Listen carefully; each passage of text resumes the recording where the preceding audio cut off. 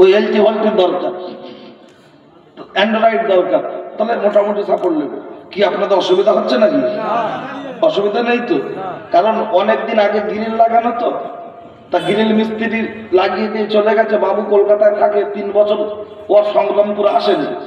3 বছর পরে এসে মিস্ত্রির সাথে কথা বলছে, গ্রিল রং করতে হবে, করতে করতে আর 5 বছর 8 বছর। আর 8 বছরে হালকা হালকা হাওয়া পানি বৃষ্টি লেগে এত জং ধরা ধরেছে, রং করতে গেলে হয়তো সময় লাগবে 3 দিন, কিন্তু ঘষতে গেলে সময় লাগবে 9 দিন। তখন মিস্ত্রি কি বলবে? এই বাড়িওয়ালা,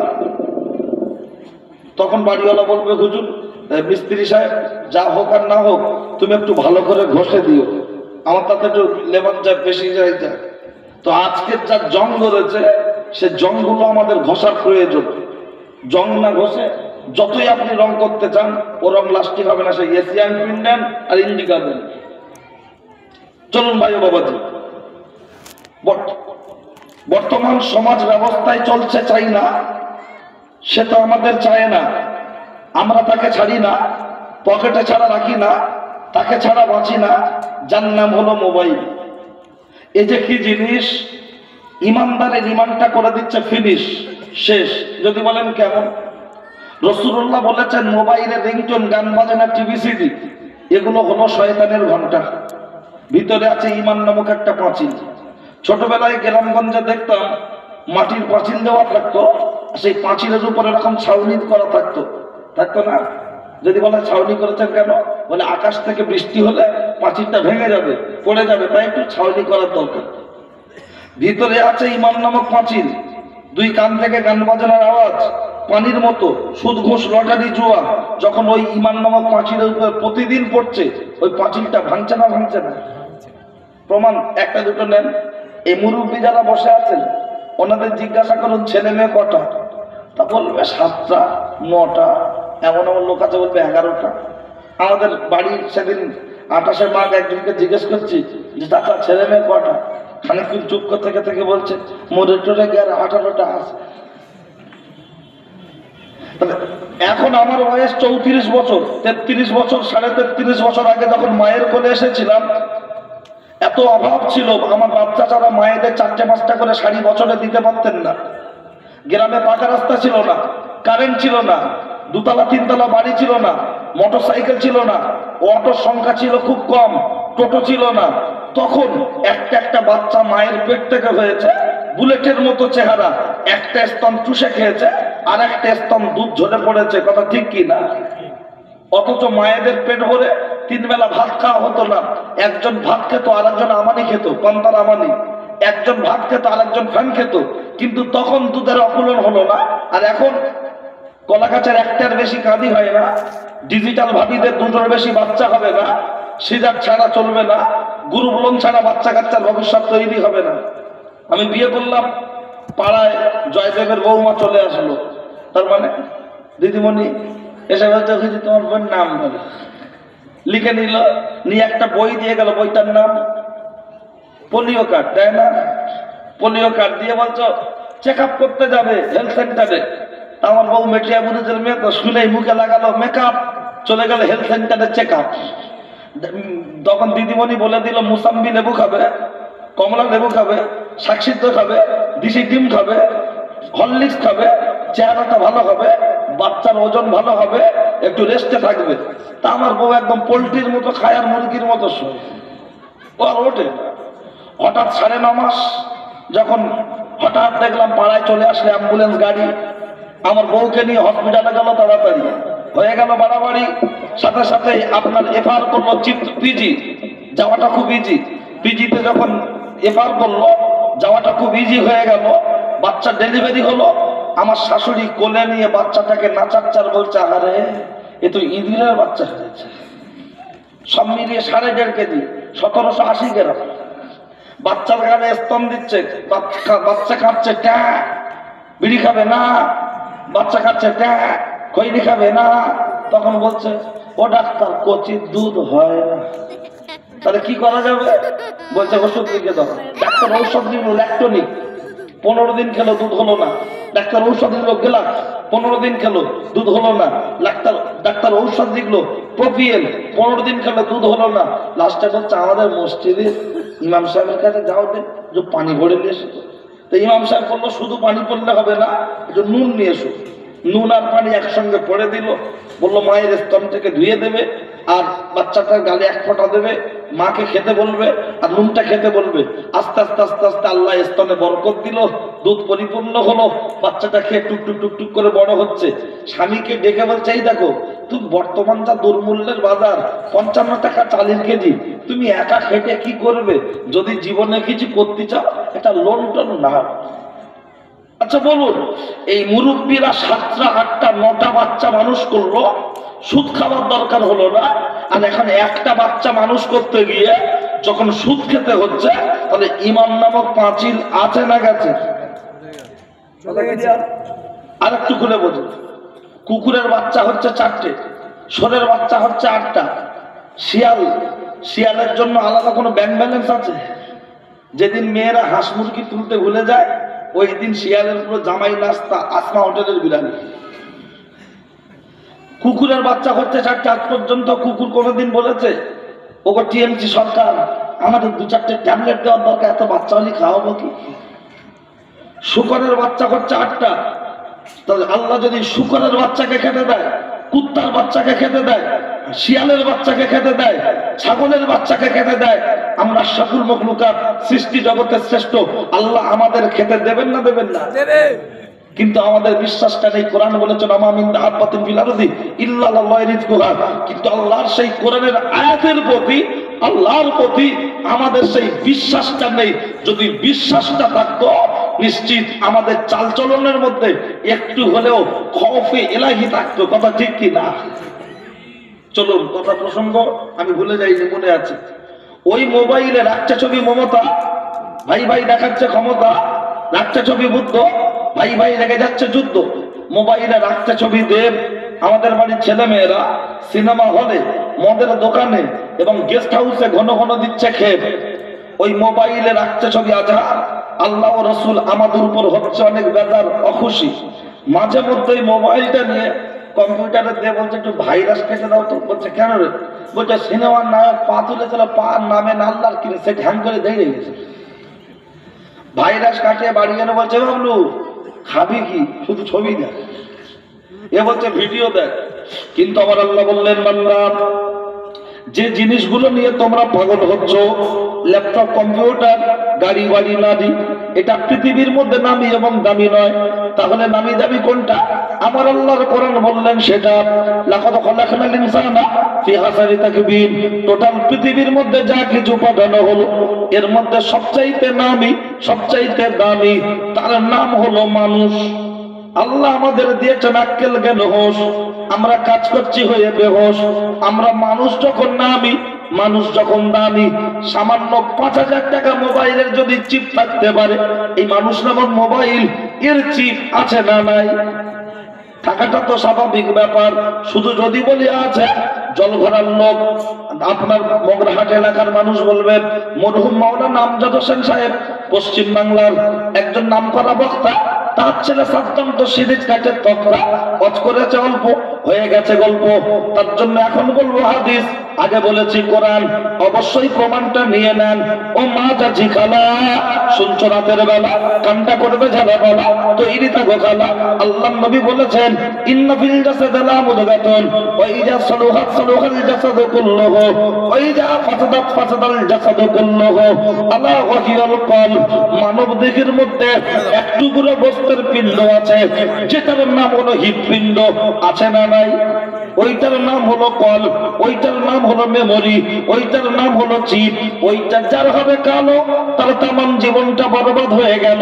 ওইটা যার হবে কালো, জলসার দিনে রাস্তায় রাস্তায় আড্ডা দেবে বলো। ওইটা যার হবে কালো, কুটুম বাড়ি এসে গিলে বসে থাকবে বলো। ওইটা যার হবে সাদা, কুটুম বাড়ি বসে থাকলে বিবেক দেবে বাধা।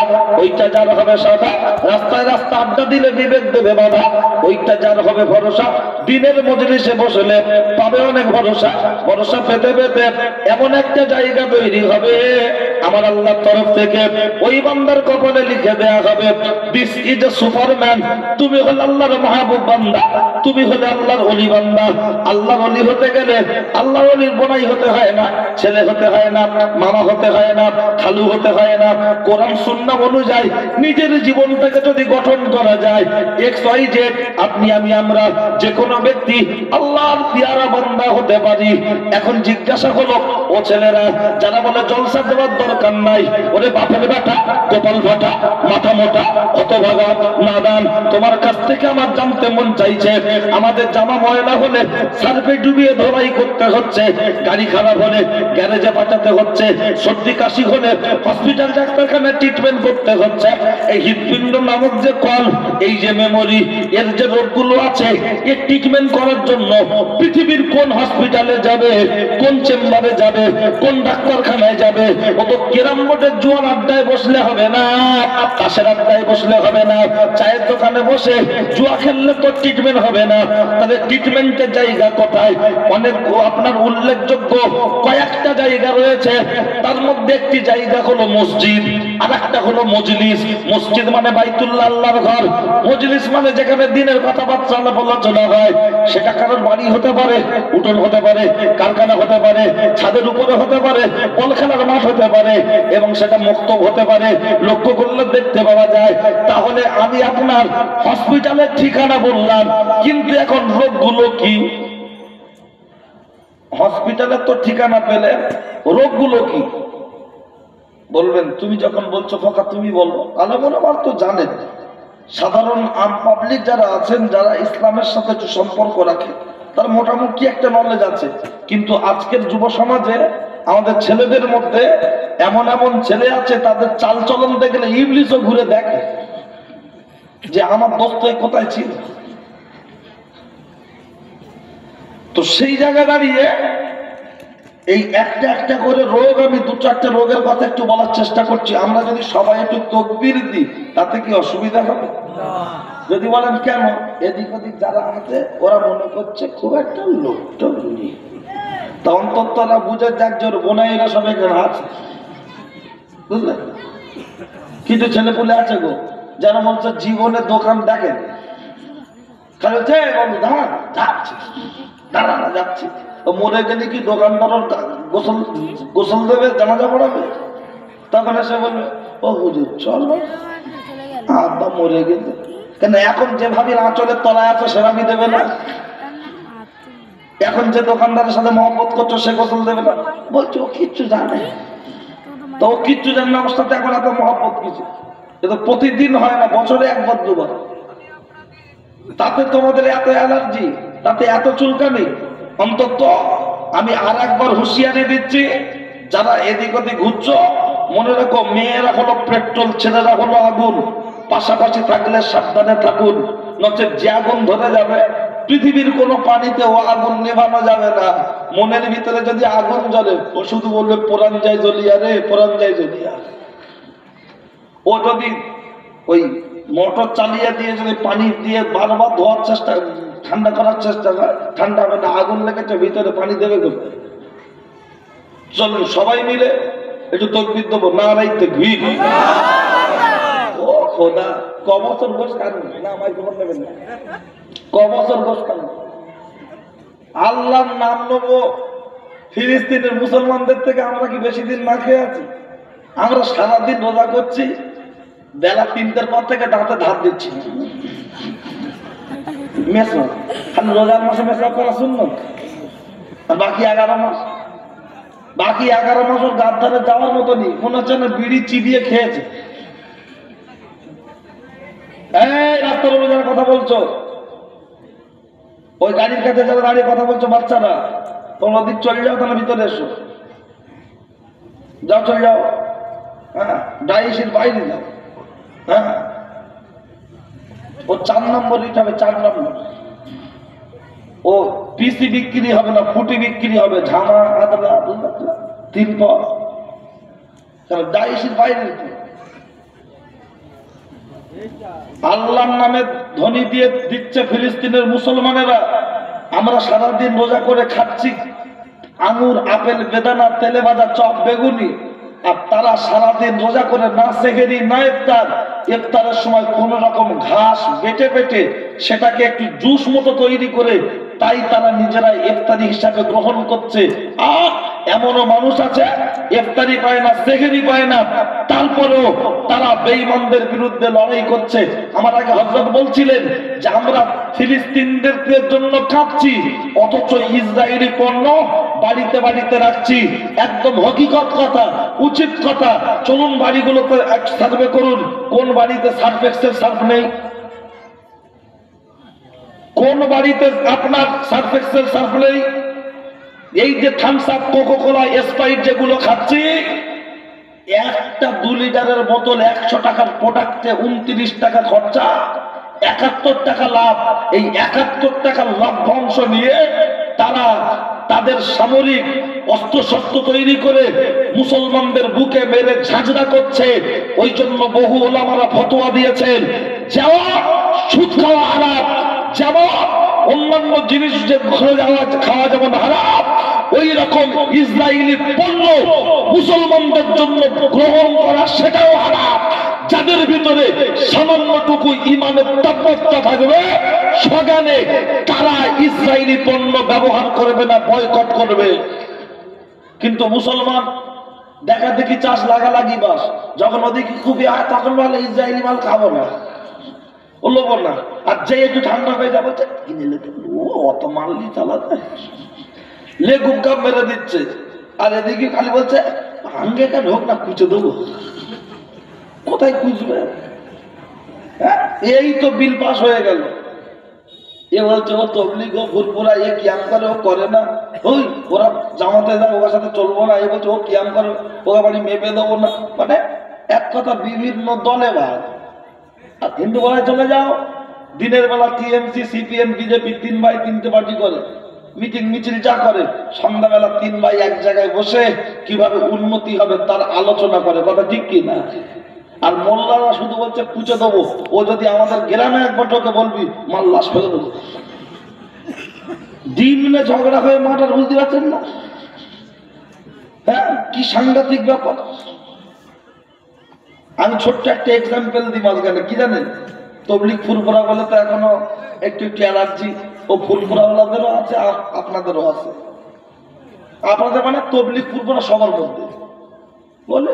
আর আমি বলি স্বামী আর স্ত্রী দুজনের সংসার, স্বামী শুয়ে আছে ঘরের ভিতরে, বউ মাথা ধরে বসে গল্প করতে করতে হঠাৎ ঝগড়া শুরু হয়ে গেছে। আর মেয়েদের স্বভাব খারাপ, ঝগড়া নিয়ে বলে তুই আমার সাথে কথা বলবে না। তা তুই আমার সাথে যদি না কথা বলিস তুই বাজার করে দেবে কে? তোর বাপ খাবি কি? কিন্তু তা না, মেয়েরা দেখবেন 10 বছর আগে স্বামী কি বলে সেটা মনে রেখে দেন, আধ ঘন্টা আগে সেফটি বিল কথা রেখে মনে নেই, শুধু খবর। তা বউটা বলতে আমি ঘরে শোবো না, বারান্দায় যাবো বলে ঘর থেকে বেরিয়ে বারান্দায় শুয়েছে। আর পাঁচিলের কোনো দরজা নেই, পাঁচিল ভাঙা। আর ওই ঘরের জানালা, রাস্তার দিকে একটা জানালা কাটা আছে, ডাকাতের দল ঢুকে বলছে এই দেখ এই সাদ্দামের বাড়ি না, চল যাই, কালকে ওর দোকানে হালকাতা হয়েছে, মাল অনেক আছে, গিয়ে যা পাবো সব নেবো। আমি জেগে আছিস, বুঝতে পারছি ডাকাত ঢুকছে, খাটের উপরে আর শুয়ে থাকতে পারবো বলে মনে হয়? যদি হিজের চিজড়ে হয় যাবো, আমার বউ আছে যা করে করে উঠে।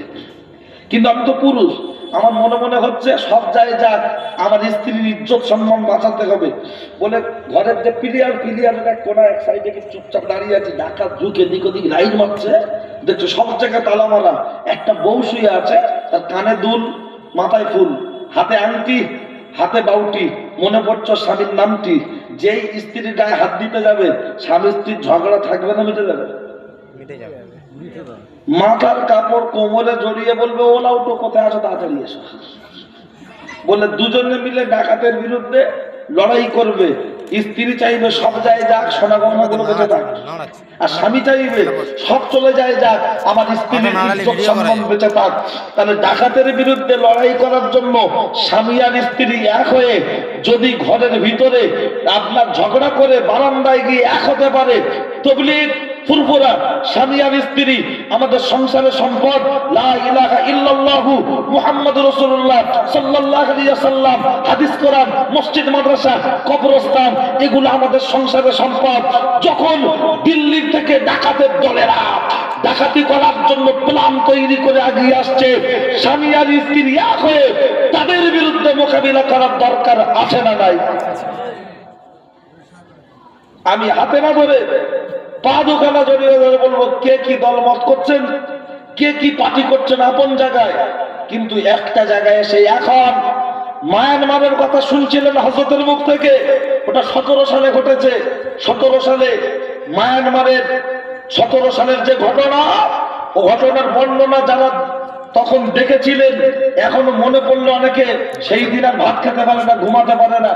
আমি যখন ভিডিওগুলো টুকটুক করে দেখতাম, অঝরে চোখের কোণ থেকে শুধু পানি গড়িয়ে যেত, ঘুমাতে পারতাম না। ঘুমাতে ঘুমাতে উঠে বসে পড়তাম, মনে একটা আতঙ্কে। আজকের সেরকম একটা কন্ডিশন ভারতবর্ষের বিভিন্ন রাজ্যে করতে চাইছে, করতে চলেছে। তাই মেদিনীপুরের একজন জন্তু, ভাটপাড়ার আরেকজন জন্তু সবসময় উস্কানি দিচ্ছে, আর তার বিরুদ্ধে প্রতিবাদ করেছে মুর্শিদাবাদের একজন ব্যক্তি হুমায়ুন কবির। সে প্রতিবাদ করাতে তাকে শোকজ করা হয়েছে, তাকে বাদ দেওয়া হয়েছে, কিন্তু যে আগুন লাগানোর চেষ্টা করছে তার এগেনস্টে কোনো এফআইআর হচ্ছে না। কথা ঠিক কিনা? কিন্তু কেন? 3-5-15 ও নামটা ভুলে যেতে পারো, নূতন নামটা নিয়ে এসেছি। চোর একে চোর, 14 খানে চোর, 3 চোরে খচ্চর। নিচে লেভেলে কর্মীরা মাথা ফাটাফাটি করে ভোটের আগে ভোটের পরে, আর উপরে দেখেন ওরা এক জায়গায় বসে সব চা খায়। আর আমরা শুধু বলছে কি ব্যাপারে, বলছে ও সৌজন্য ব্যাপার, সৌজন্য সাক্ষাৎ। তো ওরা যদি সৌজন্য সাক্ষাৎ করতে পারে, আমার ভাইয়ের বাড়িতে ও টিএমসি করে, আমি সিপিএম করি, আমি সৌজন্য সাক্ষাৎ করতে পারি না? তখন বলছে তোদের দোকানে গেলি কেন, তোর মাল ভাব ভালো না, কোরআন শরীফ হাতে বল কার ভোট দিয়েছি। কি কথা বাস্তব কি বাস্তব নয়? ওরা সৌজন্য সাক্ষাৎ করতে পারবে, আমরা পারবো না। কেন? এই যে হুমায়ুন কবির যে কথাটা বলেছে, ওটা যদি সিদ্দিকুল্লাহ চৌধুরী সাহেব বলতেন, প্রতিবাদ করতেন, মাথায় টুপি আছে, মুখে দাঁড়িয়ে আছে, তার বিরুদ্ধে এতক্ষণ সোশ্যাল মিডিয়া সহ বিভিন্ন জায়গায় এতক্ষণ দাউ দাউ করে আপনার চারিদিকে কথা ছড়িয়ে যেত না, যেত না?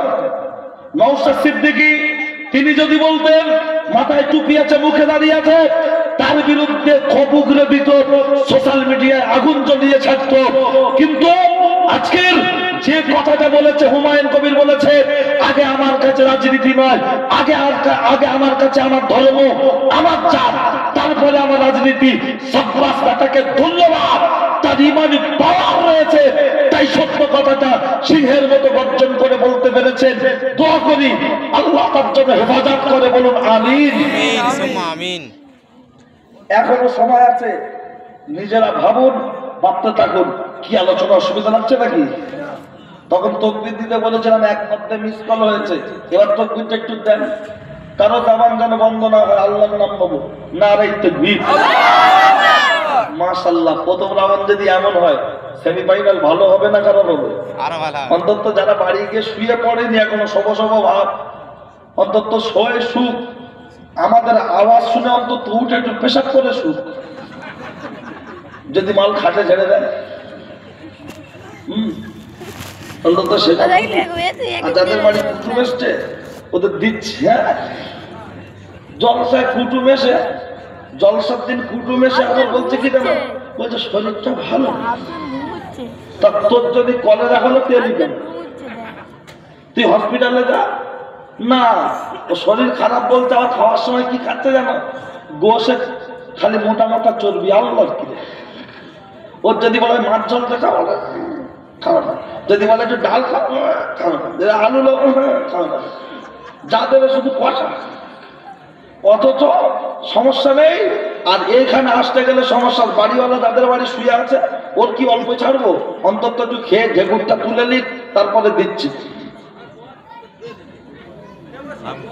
এত কথা কেন ভাই? এত কথা বললে হয় না, কারণ আমি যে কথা বলি সব কথা কেতাবে নেই, ব্রেন থেকে ভেবে বলতে হয়। ঠিক আছে, আপনারা যদি এত কথা বলেন তাহলে আমি বলে বোঝাতে পারবো না। ঠিক আছে, চলুন। কি কথা বলতে বলতে চলে এসেছিলাম, হৃৎপিণ্ড নামক কল্পের যে রোগ, তাই তো? আমি আলোচনা যেখানেই ছেড়ে আসি, ইনশাআল্লাহ আপনাদের দোয়া আবার ঘুরে সেখানেই ও ছেলেরা, আমার উজ্জ্বল যুবকেরা, ও আমার মুরব্বী, আমি বাপ, অন্যায় হলে আমার করে দেবেন মাপ। বাড়ি তারকেশ্বর বাড়ি, কথাগুলো বলবো বাড়াবাড়ি, রাগ করবেন না তাড়াতাড়ি। আমি আপনার মাঝে অনেকগুলো রোগের মধ্যে একটি রোগ হলো যেটা আমার আল্লাহর কোরআন বললেন, সেটা আমার আল্লাহর কোরআন কি জানিয়ে দিয়েছেন? আমার আল্লাহর কোরআন বলেছেন, ওয়াকারনা ফি বুয়ুতিকুন্না ওয়ালা তাবারাজনা তাবারুজাল জাহিলিয়াতিল উলা।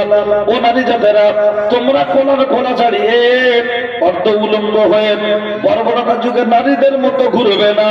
মা মায়ের মতো পোশাক পরো, বুলবুলের মতো পোশাক পরো। কিন্তু দুঃখের সাথে বলতে হয়, আজকে রাস্তায় দাঁড়ালে কোনটা প্রতিমা, কোনটা ফতেমা, কোনটা বাড়ির মেয়ে, কোনটা বাড়ির বউ চিনতে পারে না কেউ। সব যেন মনে হয় এক।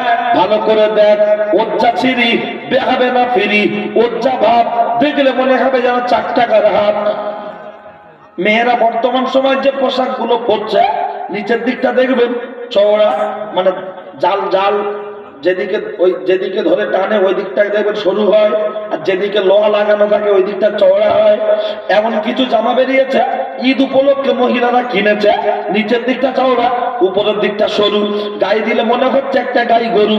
যেখানে দয়ার নবী বলেছেন, মান তাশাব্বাহা বিকৌমিন ফাহুয়া মিনহুম, তোমরা ইহুদি খ্রিস্টানদের বিরুদ্ধে চরণ করো, আর সেখানে মুসলমানের বাচ্চা ইহুদি খ্রিস্টানদের ফলো করে এমন এমন জামা কিনছে, ওই পোশাকগুলো পরছে। শুধু তাই নয়, লক্ষ্য করলে দেখতে পাওয়া যায়। আপনার কাছে আমার জানতে মন চাইছে, বলুন বলুন বলুন, এখন মেয়েরা মাথা আছড়ালে চিরুনির ফাঁকে ফাঁকে যে চুলগুলো জমা হয়, এগুলো বিক্রি হচ্ছে কি হচ্ছে না? দাম কম না বেশি? আমি শুনেছি কম বেশি 10 থেকে 12,000 টাকা কেজি। মেয়েদের পরনে ছেঁড়া শাড়িটা বিক্রি হচ্ছে কি হচ্ছে না? পাড়ায় ফেরিওয়ালা এসে বলছে, ভাবি শাড়ি দাও, গামলি লাও, শাড়ি দাও, গামলি লাও, শাড়ি দাও, গামলি লাও। তাহলে শাড়ি বিক্রি হলো, পায়ের ছেঁড়া জুতোটা বিক্রি হচ্ছে কি হচ্ছে না? 20-25 বছর আগে দেখতাম জুতো দিলে কাঁচের গ্লাস দিত, লাল লাল ডিজাইন করা, মনে পড়ে? এখন দাম বেশি হওয়ার জন্য গ্লাস দেয় না, কিন্তু কুলের আচার, চালতার আচার, চাটনি, ছুটে এসো, দৌড়ে এসো, নিয়ে যাও, বাচ্চা খাও, বাচ্চা ঠাকুমা খাও, কাকিমা খাও। ছুটছে না বাচ্চারা? একটুখানি দিচ্ছে আচার, তাই নিয়ে চেটে চেটে খাচ্ছে। বলার বক্তব্য হলো, একটা মেয়ের মাথার চুল বিক্রি হয়, পরনের ছেঁড়া শাড়িটা বিক্রি হয়, পায়ের ছেঁড়া জুতোটা বিক্রি হয়, কিন্তু আপনার মেয়ে, আমার বোন হাসিনা, তার কেন কেউ ফ্রিতে পে করে না? বললেই বলছে বাবা যুগ জামানা খারাপ। আলেম ওলামা যারা বসে আছে জিজ্ঞাসা করুন, কে বলেছে যুগ জামানা খারাপ? দয়ার নবীর হাদিস রয়েছে, তোমরা যুগ জামানাকে গালি দিও না। যুগ জামানার কোনো পরিবর্তন হয় নাই, মানুষের স্বভাব পরিবর্তন হয়েছে। বলবেন প্রমাণ? প্রমাণ দেওয়ার জন্য প্রথম একটা কথা রাখছি, নরেন্দ্র মোদী দখল করে বসেছে দিল্লির গদি। সে বলেছেন, আমি ক্ষমতা এলে পেয়ে যাবে আচ্ছা দিন, নাচতে থাকো দিন দিন, টাকা দিতে হবে না ক্যাশ, সকলে মিলে বাড়িতে নিয়ে নাও গ্যাস। গ্যাস সিলিন্ডার বাড়িতে গেছে না যায়নি? প্রথমে একজনের নামে ছিল, তাতে আমাদের ভাবিতে শান্তি হচ্ছে না, খাই হচ্ছে লাও না, আধার কার্ড দিলেই তো ফ্রি, লাও না, আধার কার্ড আর 500 টাকা দিলেই তো দিচ্ছে, লাও না, লাও না। তখন গ্যাস ভরতে নিতে 400 টাকা, আর যেই বাড়িতে বাড়িতে সিলিন্ডার পৌঁছে গেল, তারপরে গ্যাস ভরতে মাল নিচ্ছিল 1250 টাকা, মনে পড়ে? কর্ণটাকে যখন হারিয়ে, আপনার কর্ণটাকে যখন হেরে গেল, সেই বোরখা পরা মেয়ে মুস্কান যখন হাত পুছে আল্লাহু আকবার ধ্বনি দিয়েছিল, তারপরে যখন হেরে গেল, তারপরে মালের দামটা কমতে কমতে কমতে কমতে এখন 850-900 টাকা মোটামুটি রেঞ্জে চলছে। বাড়ির বউরা দেখলো যে শুধু ওই গ্যাস নিলে হবে, একটা হাঁড়ি কিনে দাও, অন্তত তরকারি হলে যেন ডেকে দেয়। বলছে সে আবার কি হাঁড়ি রে? বলছে জিও হাঁড়ি, জিও। বলছে চলো দোকানে, কিনলো হাঁড়ি, আসলো বাড়ি, তরকারি চাপিয়ে দিল, তাড়াতাড়ি হয়ে গেলে হাঁড়িটাকে দিচ্ছে, বড় ভাবি লাভিয়ে লাভ, আবার হাঁড়িটাকে দিচ্ছে, মেজো ভাবি গিলে লাভ, খাচ্ছে আর ভাবি এলাম মোটা। দেওয়ার জিজ্ঞেস করছে, ভাবি শরীর ভালো আছে? বলছে ভাই শরীরটা খুব খারাপ। তা বলছে একটু কম খা। তখন বলছে ওরা তোর ভাই কি খাওয়ায়? তা বলছে কিচ্ছু না খাস, গোষ্ঠটা খাস তো? বলছে না রে সোনা, লিভারে চর্বি, গোশ খাই না। ভাবির শ্বশুর অর্থাৎ বড় আব্বার জিজ্ঞাসা করা হচ্ছে 80 বছর বয়স, চাচা শরীর ভালো আছে? বলছে আলহামদুলিল্লাহ। চাচা খাওয়া দাওয়া ঠিক আছে? বলতে তা আলহামদুলিল্লাহ, এখনো 80 বছর বয়সে এখনো 500 গ্রাম গোশ খেতে পারি। তখন বৌমা ঘরে জানালা খুলে বলছে ও কথা বলুনি, ও আমার শ্বশুর না, ও ধান কল যা দিয়ে মেরে দেয়, কিচ্ছু বাদ দেয় না। কথাটা ঠিক ক্লিয়ার হলো না, জড়ালো হলো, আর একটু ক্লিয়ার বুঝুন। আগেকার মানুষ হাইট বেশি না এখনকার মানুষ হাইট বেশি? আগেকার মানুষ, আগে শাড়ি কয় হাত ছিল? 10 হাত, ঠিক কথা। এই মুরব্বী যারা বসে আছেন ওনাদের মা আমাদের দাদিমা, ওনাদের শাশুড়ি আমাদের নানিমা, তারা তুলনামূলক হাইটে ছিল বেশি, কিন্তু শাড়ি ছিল 9 হাত, 9.5 হাত। কোম্পানির শাড়ি হলে 10 হাত। এই 10 হাতের শাড়ি তারা পরতেন, তাদের শরীরের অঙ্গ প্রত্যঙ্গ